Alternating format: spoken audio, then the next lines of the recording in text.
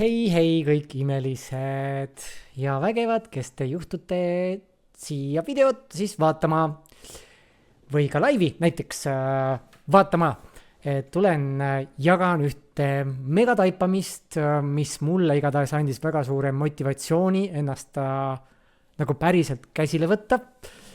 Igatahes ma soovin jagada ühte siis hiljutist megataipamist, mis võib olla suurim põhjus, miks enamus oma eesmärke ei saavuta.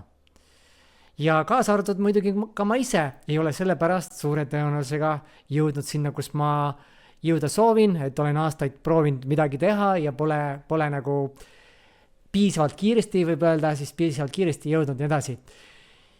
Ehk siis jagan sellist väga huvitavat vaatenurka sellele kõigele. Ja see võib olla üle pea ja nii-öelda paljud jaoks võib-olla woo-woo, ehk siis out of this world või väljaspool seda maailma, aga tule minuga kaasa nii palju, kui sa suudad. Et hoia avatud meelt, nagu ma siin video kirjeldas panin, nõuab vanemlikku selgitust, nagu filmides on, kui filmid on natukene siis laste jaoks võib-olla liiga rasked mingis mõttes.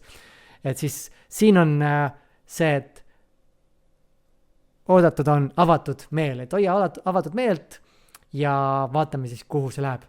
Ja pole oluline, kas sa usud seda või mitte, mis ma sulle räägin, oluline on, et see töötab. Vähemalt on väga paljude jaoks see asi siis töötanud, mida ma räägin, vähemalt ma arvan, et just selle pärast on see töötanud. Sest et oled sa kuulnud võib-olla ütlust, et lase lahti ja siis hakkavad asjad liikuma. Et on see, et on ju, mõtle, mida sa soovid, nagu taotle seda, tee otsus, et ma nüüd tahan seda saada. Ja kui sa lased sellest lahti, teinekord on see, et sa pressid, et kui palju sul on näiteks olnud olukordi, kus sa pressid ja surud ja no asjad ei liigu ja sa võtad aja täiesti maha sellest. Teed midagi totaalselt muud ja järsku lähevad asjad liikvele. Et see on just selle pärast, et ongi milleni ma jõuan, aga ma loodan, et sa oled kuulnud seda mõtet, et kui sa lased lahti, siis asjad hakkavad liikuma. Ja üks selline ütlus on ka, et kõik, millest sa loobud, seda sa saad. Et kui ma nagu soovin midagi ja kui ma loobun sellest, ma ei püüda selle poole enam, ma lõpetan selle nagu tagaajamise, siis see asi tuleb. Ja mulle meeldib mõelda ka seda sellisel kujul, et tuua 2 kassi näide. Et kui mina olen näiteks on ju siin inimene ja ma soovin midagi ja need on 2 kassi. Kui see kass tahab seda kassi kätte saada, kui ta hakkab selle kassi poole jooksma, siis see kass tavaliselt keerab teistpidi, jookseb minema. Aga kui ma nüüd keeran ise ennast ringi, jooksen eest ära, siis see kass hakkab taga ajama. Et see on see, et kui ma loobun, siis asjad hakkavad liikuma. Et sellest ideest üldse rääkida on vaja mõista meie reaalsuse alustalasid, et mis asi see reaalsus on, mida me tegelikult siin nagu kogeme, see füüsiline maailm. Ja teadlased on jõudnud juba päris ammu siin selgusele, et see füüsiline, mis paistab meile nii füüsiline, on tegelikult 99,99999, kui ma ei tea palju neid 9 seal on, protsenti tühi ruum. Et kui võtame aatomi, siis aatomi sees suur osa ongi 99,99999% on tühi ruum. Ja kui vanasti oli aatomi mudel näiteks, oli see, et aatomi tuum oli keskel ja elektron pöörles seal ümber, et võib-olla sa oled näinud aatomi neid pilte vanasti, et olidki elektronid olid see aatomi tuuma ümber, keerlesid seal, siis täna on nüüd see, et elektroni tegelikult ei eksisteeri seal osakesena. Et aatomi mudel on see, et on siis aatomi tuum ja siis on tühjus põhimõtteliselt ümber. Või siis võimalused. Et selline eksperiment, see on juba väga ammu tehtud eksperiment, aga mis viis nagu teadlased väga huvitava avastuseni, et on slit eksperiment. Ma teen hästi põgusalt ja kiiresti selle, kui sa ei ole seda kuulnud, sa võid vaadata ise ka otsida YouTube'ist slit experiment, et vaatan täitsa videoid, kus siis videona selgitab see lahti. Aga põhimõtteliselt tehti siis niimoodi, et oli 2 pilu, kust hakati laskma läbi elektrone või oli isegi footonid minu eest. Ja siis teisel pool on siis sein, kuhu vastu nad hakkavad minema. Ja kui teadlased hakkas sellest läbi laskma, siis eeldati, et tuleb 2 triipu, et kui osakesed lähevad piludest läbi, siis tekib 2 triipu seina peale, sinna teisel poole seina peale. Aga millegipärast tekkis laine muster, et kui näiteks vesi läheks sealt pilust läbi, siis lained lähevad pilust läbi, siis nad hakkavad omavahel põrkuma, siis seina peale tekib hästi palju triipe. Ja elektronid tekitavad siis laine seina peale, et siis oligi, et nagu, mis mõttes? Ja siis nad hakkasid uurima, hakkasid ükshaaval laskma ja neil tekkis seal igast asju, et äkki nad põrkuvad kokku omavahel, mis iganes see on. Ja ikka tuli nagu laine, ükskõik, nad lasid ükshaaval, tuli ikka laine. Ja siis nad mõtlesid, okei, vaatame, kummast läheb elektron läbi, et paneme mõõteseade juurde ja vaatame, kummast ta läbi läheb, et mismoodi see elektron siin käitub. Ja nii kui nad panid mõõteseade juurde, elektroni seina peale tulid siis 2 triipu. See tähendab seda, et elektron muutus nii-öelda nagu osakeseks, nii kui pandi mõõteseade juurde. Ehk siis, kui jälgijad, kui sellist ei ole, siis elektron on võimalikkus, ehk siis ta on absoluutselt kõik võimalikud võimalused, et ongi aatom ja elektron võib olla siis ükskõik kus kohas. Ja nii kui sa kuskile vaatad, siis seal see elektron on. Vaatad siia, elektron on siin, vaatad siia, elektron on siin. Eks igale poole, kus sa oma selle mõõteriista või siis ütleme teaduse paned, siis seal see elektron on. Ehk siis põhimõtteliselt meie maailm on materiaalne sellepärast, et siin on jälgijad. Muidu ta ei olekski materiaalne. Ja kõik põhimõtteliselt tegelikult võngub mingilt sagedusele, et kui me lähme nüüd natuke veel sügavamale, siis kõik mateeria, mis on, võngub mingil sagedusel ja see sagedus siis vastavalt, kuidas ta võngub, see loobki selle tema oleku. Ja samas on ka meie mõtted, et meie mõtted on samamoodi sagedus. Ja sellepärast meie mõtted mingil määral saavad mõjutada, et kindlasti sa oled kuulnud on ju placebo efektist, kuidas inimesed lihtsalt mõttejõul suudavad ennast terveks teha ja ühel hetkel on lihtsalt mingisugune kasvaja kadunud, mis iganes, et antakse lihtsalt suhkrutablett ja inimene teeb ennast terveks. Et meie mõtetel on mateeria üle jõud just läbi selle, et elektronid tegelikult ei ole muidu osakesed, vaid ongi võimalikkused ja kõik on siis põhimõtteliselt sagedus. Aga selle testiga tehti veel üks huvitav asi. Nad hakkasid ajaliselt ka mõõtma, et nad hakkasid mõõtma elektroni tulevikus, nagu et elektron läbis kuskil mingisugused tegevused ja hakkasid mõõtma, mis ta tulevikus teeb. Ja elektron teadis nagu, mida tulevikus tehakse, ehk siis ta muutis oma olekut minevikus. See tõi teadlastele selle teadmise, et aega kui sellist tegelikult ei eksisteeri, et kõik on omavahel ühenduses. Et minevik, tulevik, olevik, kõik on üks. Et lihtsalt see aeg on illusioon, see ruum ja aeg, kus me elame, on tegelikult ongi põhimõtteliselt illusioon, aga sinna ma ei hakka täna selles videos minema, ma teen eraldi podcasti, kus ma lähen sellesse sügavamalt sisse. Aga põhimõtteliselt siis see tõestas neile, et aega ka, kui sellist ei eksisteeri, et minevik, tulevik, kõik eksisteerib samal ajal.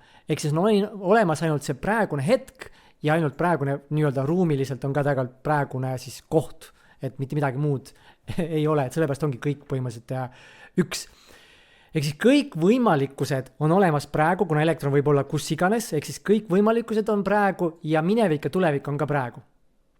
Ja see tähendab ka meie elust on kõik võimalikud võimalused, et minust on kõik võimalikud võimalused, ka minevik ma kogen tegelikult nagu võib öelda nagu paralleelreaalsused, ma kohe jõuan natuke selgema või lihtsama selgituseni ka, kui see praegu tundub juba üle pea olevat, siis ole minuga, ma kohe toon sulle nagu natuke parema selgituse tänapäevaste mõistete või et sa saaksid aru, mis asi see on.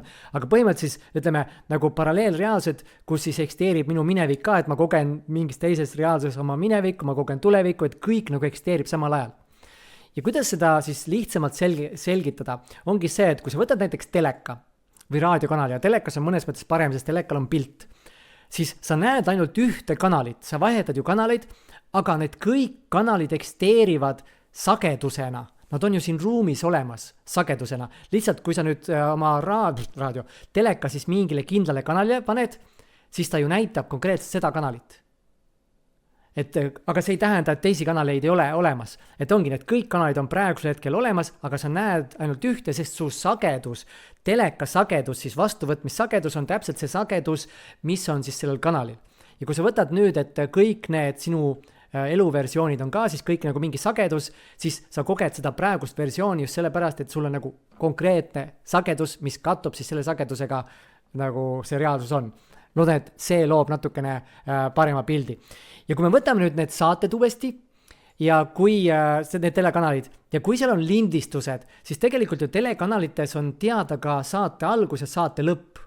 Ja kui me liigume ajas natuke tagasi, kui meil olid filmilintidel, siis ju oligi tegelikult see, et kui sa võtsid filmilindi lahti, sa nägid igat kaadrit, mis seal on, sul on filmi algus teada, sul on filmi lõpp teada ja nüüd iga kaader tegelikult on seisev siis hetk. Samamoodi näiteks, kui minu käsi on siin, kui ma panen ta liikuma, siis see on nagu need siis freimid, fraasid. Kuidas? Las ta olla. Ehk siis need hetked on siin, et on 1, 2, 3, 4, siis need tulevad siit järjest ja siis see aeg nagu loobki selle illusiooni, nagu see asi liiguks ja tegelikult on üks reaalsus, teine reaalsus, kolmas reaalsus, nagu need kaadrid seal filmilindi peal. Ehk siis filmilindi peal on olemas nii algus kui lõpp. Ja kõik siis eksisteerib põhimõtteliselt nagu nüüd ja praegu. Sest et kui sa võtad filmilind lahti, sa näed on ju filmi, kui sa vaatad, sa näed ainult mingit hetke seal, siis sa liigudki mööda seda filmilinti. Aga kui sa võtad see filmilindi lahti, siis sa näed kõike. Sul on nii minevik olemas, kui sul on tulevik olemas. Sul on kõik näha. Ja nüüd, kui me läheme tagasi nende elektronide juurde, siis ongi, et algus ja lõpp on olemas. Sest et kõik on üks, see minevik ja tulevik on kõik eksisteerib samal ajal. Et aega nagu eksisteerib. See ongi nagu põhimõtteliselt filmilint on olemas. Sinu elust on terve filmilint, sinu sünd, sinu surm ja nii edasi. Ja samas on ka kõik võimalikud võimalused sinust olemas. Ehk siis mulle meeldib seda mõelda nagu sellisel kujul, et olemas lõputu arv filmilinte. Et kui ma liigun, siis teen mingid valikuid, siis ma liigun nagu ühel filmilind teisele, on ju sealt kolmandale ja nii edasi, et niimoodi mu elu siis muutub. Ja siit ma jõuangi nüüd selle taipamise juurde, et ma sain selle sissejuhatuse tehtud, on ju, kui sa juba seda teadsid, kordamine on tarkuse ema, nagu öeldakse, ja kui sa ei teadnud, siis on väga äge. Loodan, et sa said midagi aru sellest mõttest, et kuidas nagu meie elu põhimõtteliselt koostab nagu ajaliinidest, paralleelreaalsustest ja nii edasi, ja see teleka näide aitas siis seda tuua, et teleka kanalid on ju kõik olemas, aga me näeme ainult ühte, sest meil sagedus on konkreetsel kanalil. Et siis me kogeme ka ühte oma elu seda filmilinti. Aga nüüd siis see taipamine. Et kuna igal filmilindil on ükskõik, kus filmilindil ma olen, seal on oma kindel tulevik, seal on oma kindel minevik, sest kõik eksisteerib. Ja see taipamine tuli siis mul ühe kliendi kõnes ja me hakkasime mingit mineviku teemat seal vaatama. Ja siis tuli mulle meelde üks film Ajamasinast, kus ühe noormehe naine sai surma, ta mõrvati ja mees tahtis oma naist päästa, ta oli siis teadlane ja leiutas ajamasina ja läks ajast tagasi, et naine ära päästa. Aga kui ta päästis naise sellest olukorrast ära, sai naine teises kohas surma.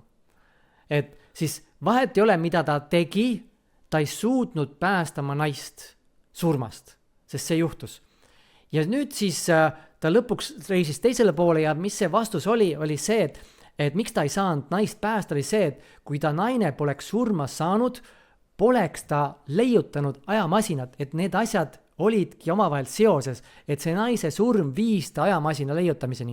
Kui naine poleks surma saanud, poleks ta ajamasinat leiutanud, järelikult ta poleks saanud ajast tagasi minna. Eks sellepärast ta ei suutnudki naist ära päästa. Ja see pani minul selle mõnusa taipamise, et kuidas meie, kui me räägime nüüd ajaliinidest uuesti, kuidas siis meie mõtted on otseselt seotud, et miks on vaja lahti lasta mingitest nagu isegi võib öelda soovidest. Ja samas soov tuleb ju millestki, ma soovin midagi muuta. Sellest tuleb ju soov, näed, ma ei ole rahul sellega, mis siin on ja sellest mul tuleb soov. Ja nüüd, kui mul on nagu siin ajaliinil, ütleme, et see on see ajaliin, kus ma siis eksisteerin, see on see telekanal, kus ma siis olen ja ma tahan siia telekanalisse minna. Aga sellel saatel või sellel ajaliinil ei eksisteeri seda probleemi. Siin on juba see minu soov siis täidetud. Nüüd, kuidas ma saan omada oma peas seda probleemi ja soovi lahendada midagi, mis siin enam lahendamist ei vaja. Ma ei saa olla siin ajaliinil. Sest et see ei kattu, sest kuna siin seda probleemi ei eksisteeri, aga mina mõtlen sellest probleemist, siis ma ei saagi olla sellel ajaliinil. Ja samamoodi on siis sooviga, et kui mul on soov, see tähendab, et mul seda veel ei ole. Ja nüüd, kui ma lähen siia ajaliinile, siis mul ei saa olla soovi millegi suhtes, mis sul tegelikult siin olemas on. Sest kui sul see asi on olemas, siis kuidas sul saab olla soov selle vastu, et ma tahan seda. Ja sellepärast ju räägitakse ka, kui sa oled natukenegi manifesteerimise või nende teadliku loomisega kursis, siis on see, et loo pilt nii, nagu see on sul juba olemas. Et sul ei tohi olla seda soovi või tahtmist. Ja selle näitaja ajal ma nüüd sain aru, miks see tegelikult on nii. Et miks meil ei tohi olla seda soovi ja tahet. Ja nüüd sama asi kehtib absoluutselt igasuguste, ütleme, triggeritega, mis meie elus on, et kui meid midagi häirib meie elus, siis ma ei saagi minna, ma ei saagi sellest lahti, sellest asjast, mis mind häirib, sest et kuidas mul saab olla trigger millegi suhtes, mida siin ei eksisteeri näiteks.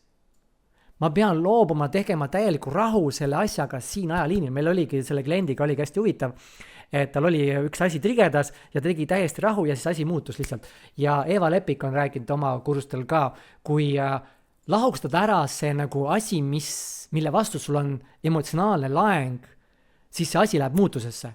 Sest et niikaua, kui sul on emotsionaalne laeng, sa ei saa olla ju siin ajaliinil, kus sul seda asja ei ole. Sest kuidas sul saab olla millegi vastu emotsionaalne laeng, mida siin ei eksisteeri.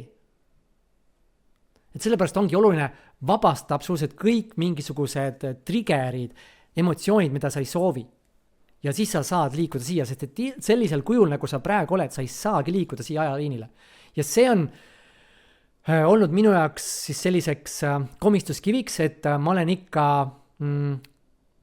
kippunud nagu mõtlema ja saanud ikka trigerdatud mingitest asjadest, et mulle ei meeldi see ja see ja see, siis ei saagi luua või täita oma eesmärke, sest niikaua kui mul on soovi tahe muuta midagi, mis mul siin praegu on, siis ma ei saagi jõuda sinna sellele ajaliinile, kus need asjad on olemas, kus ma elan seda elu, mida ma soovin elada. Et see, kui ma sellest nagu aru sain, siis ma sain aru, et okei, sellepärast ongi vaja ennast nagu totaalselt muuta, kõigest vanast lihtsalt lahti lasta. Ehk siis lühidalt kõik, millest ma mõtlen või soovin muuta, mida siin ei eksisteeri, siis ma ei saa olla siin. Ja nüüd see koht, kus mina näiteks olen failinud, ongi see, et vaata, kus sa siin ennast ära tunned, et mingid mustrid. Näiteks iseenda minevikust, raskest minevikust rääkimine. Sest et kui ma olen sellel ajaliinil, kus seda probleemi ei eksisteeri, siis siin võib-olla on ka hoopis teine minevik. Selle ajaliinil, sest ma liigun ühelt ajaliinil teisele, siis mul ei saa olla see minevik, mis mul on siin praegu. Ja nüüd, kui ma räägin kogu aeg ühest minevikust, näed, see on olnud raske, ma olen sellest läbi tulnud, siis ma tegelikult ei saagi olla siin ajaliinil, sest ma ju räägin minevikust, mis on siin ajaliinil. Ma pean kõigepealt kustutama kõik oma minevikku ja minevik eksisteerib ju meie peas ainult, me mäletame siin.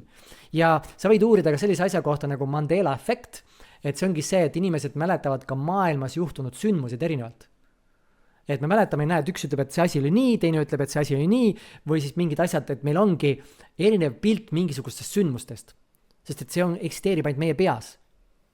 Või siis on, kui ainult väljal on nagu kõik, aga ütleme, siin inimestena, siin selles reaalsuses eksisteerib ainult meie peas. Sest siis ma saan mäletada asju teistmoodi. Et see oli siis üks asi, et ma rääkisin pidevalt oma raskustest.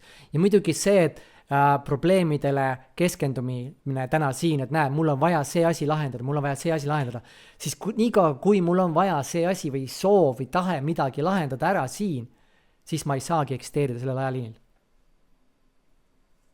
Ehk siis küsimus on nüüd näiteks, kus sina oma minevikust räägid, mis tegelikult ei saa olla sellel ajaliinil, kus sa soovid olla. Kus sina reageerid mingitele asjadele, mida sa tegelikult ei soovi. Et nii kaua sa reageerid, siis sa ei saa eksisteerida sellel ajaliinil, kus sa soovid olla. Sest sa ei saa reageerida asjale, mida ei ole ju. Järelikult sa ei saa olla siin. Ja kus sa mõtled mingitest asjadest, mida sa ei soovi näiteks, siis iga kord, kui sa seda teed, sa oled siin ajaliinil ja sa ei jõuagi siia ajaliinile. Ja see taipamine oli nagu minu jaoks väga korralik motivatsioon ja mul tekkis nagu väga tugev tahe lihtsalt mitte lubada mitte ühtegi vana seda minevikku mingit mõtet, et nii kui ma mõtlen minevikku, mis ei saa eksisteerida, siin on kohe, hei, ma ei luba, kustutan, lasen vabaks, see ei ole mina, see on mingi vana mina minevik, see ei ole enam mina, et teadlikult valin nagu olla siin ja samas iga kord, kui tuleb mingi trigger, siis on samamoodi vabastan, et see ei ole enam see, kes ma olen, et ma lasen sellest nagu lahti ja mingid probleemid, asjad, mis iganes on, et kui ma hakkan näiteks muretsema tulevikust, et mingid asjad, kuidas lähevad, siis see on samamoodi, niikaua kui ma muretsen või olen mures selle tuleviku pärast või hirmus, siis ma ei saagi eksisteerida siin. Sest siin ei eksisteeri ju, siin on hoopis teine tulevik. Siin ma olen nagu turvalises kohas, mul on kõik hästi, et siis ongi see, et see nulltolerants, see soov tuli nii tugevalt ja ülihästi ajastatud oli see, et mul oli plaan juba 2 nädalat tagasi või isegi 3 nädalat tagasi alustada nüüd tänasest, ehk siis 27. jaanuarist 21 päeva väljakutsega, kus siis lahustada ära mõni vana sõltuvus, mõni vana muster ja see nagu kattus nii hästi just selle taipamisega. Ehk siis mina kasutan seda väljakutset praegu 21 päeva, et lahustada kõik need vanad mitteteenivad siis mõtted, reageeringud, eks vaatame, kuidas see läheb, aga kuidas motivatsioon on kõrgel ja kui sul on ka näiteks mõni muster, mida sa oled proovinud näiteks lahustada, lahti saada, midagi muuta või lihtsalt soovid oma elus muutuseid, siis samamoodi tule väljakutsele, leiad siis video siit kirjeldusest, ma panen siia esimesse kommentaari, et leiad siit kommentaarist, et Facebook vahest kui on välised lingid, siis ta millegipärast ei jaga enam neid postitusi, et see on see Facebooki probleem. Et siis ma panen kommentaari lingi, see on täiesti tasuta väljakutse, saad tulla ka osalema ja mingid mustrid muuta, eks ajaliinid ja sealt edasi me hakkamegi piirangute elu kogukonnas kogu selle asjaga tegema, meil hakkavad neid väljakutseid tulema iga kuu vähemalt üks väljakutse, mingisugune siis mustri muutmine, mingi harjumuse loomine, mingi mõtte integreerimine, mis iganes see on, et kõik, mis aitab liikuda siis sellest praegusest minast uude minasse ja seal hakkame tegema podcast'e, hakkan tegema, meil tulevad tasuta üks-ühele seanssid, hakkan inimesi iga kuu vähemalt siis üks, võib-olla ka 2 tükki ja kus siis ka tulevad külalised tegema erinevaid seansse, et see kõik hakkab seal olema. Et kui sul on huvi, siis selle lingi leiad ka siit samast video siis kommentaarist, et ma panen mõlemad lingid siia. Igatahes ma olen väga põnevil sellest teekonnast ja kui sa said siit mingid kasulikke mõtteid, see kõnetas sind, siis jagama mõtteid, jaga, mis see sinu üles tõi, võid ka jagada, mis mustritest sa näiteks vabaneda soovid ja ma oleksin väga tänulik, kui sa seda ka jagaksid, et see võib ka teistel aidata mõista, mismoodi meie reaalsus toimib, et ma tegin nagu hästi kiire ülevaate kõigest sellest, et mis see reaalsus tegelikult on, et teadlased on jõudnud selleni, et teadvus on esimene ja mateeria on tegelikult teine, mitte vastupidi, et mateeria sees tekib teadvus, vaid teadvuse sees tekib mateeria, et järjest rohkem teadlasi jõuab selleni, selle taipamiseni, mitte taipamise, vaid selle avastataksegi, et see on nagu see, kuidas see universum tegelikult toimib. Siin ma andsin siis kiire ülevaate sellest. Et jah, oleksin tänulik, kui sa jagaksid. Aga minu poolt kõik, imelist teekonda meile kõigile ja kohtume taas siis, kui kohtume, loodetavasti kohtume juba piirangute elu kogunas ja miks ka mitte ka täitsa väljakutsel. Piire ületades erakordse eluni. Tšau, tšau!